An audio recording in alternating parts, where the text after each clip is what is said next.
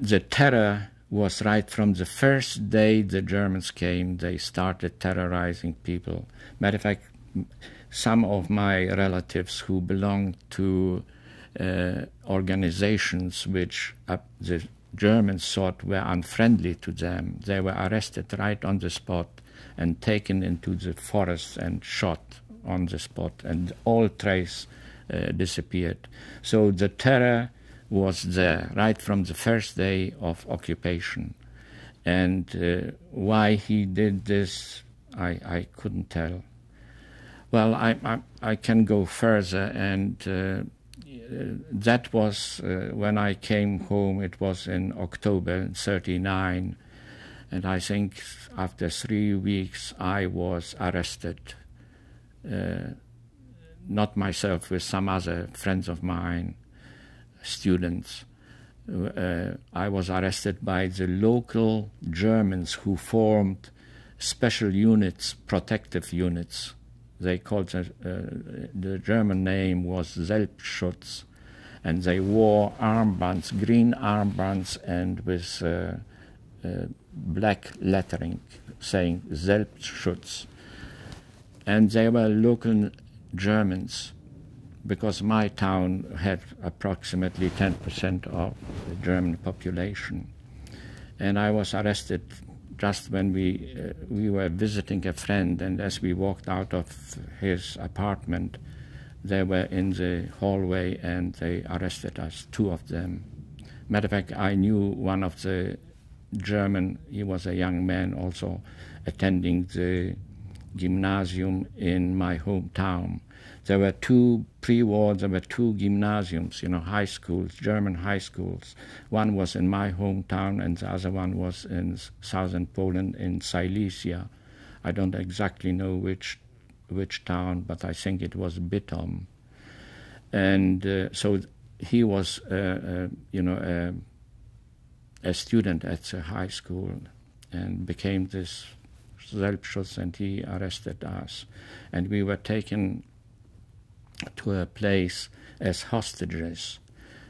We were kept in a huge hall, and there were no beds. There was only straw on the sides of the room, on which we for the night spread, and we had to lie down on the straw. We had no blankets or anything.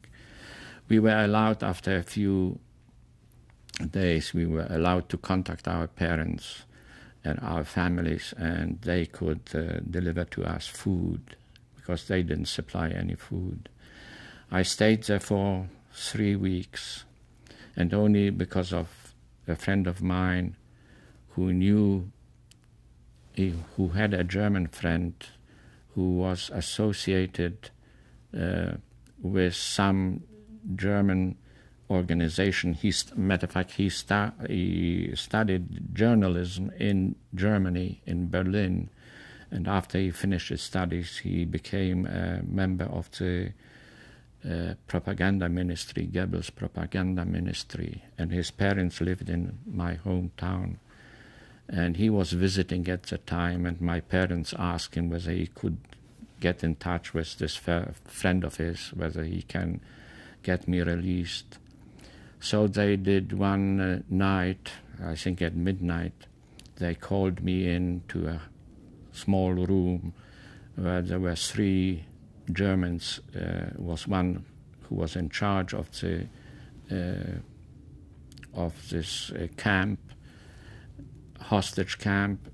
He was a local veterinary doctor, a German, then some other person whom I didn't know, and this friend of my friend, whom I knew only from sight. And they interrogated me, and what I was doing and what I intend to do. I said, well, I don't know, the war. And they said, well, we're going to release you, but under the condition that you have to leave these territories. These territories which we lived, where the Western and Northern territories were right away incorporated into the German Reich. They considered these lands, as purely German. So they said that you cannot live here. You have to go to the part of Poland which was not incorporated into Germany, but which was formed as they called it general government.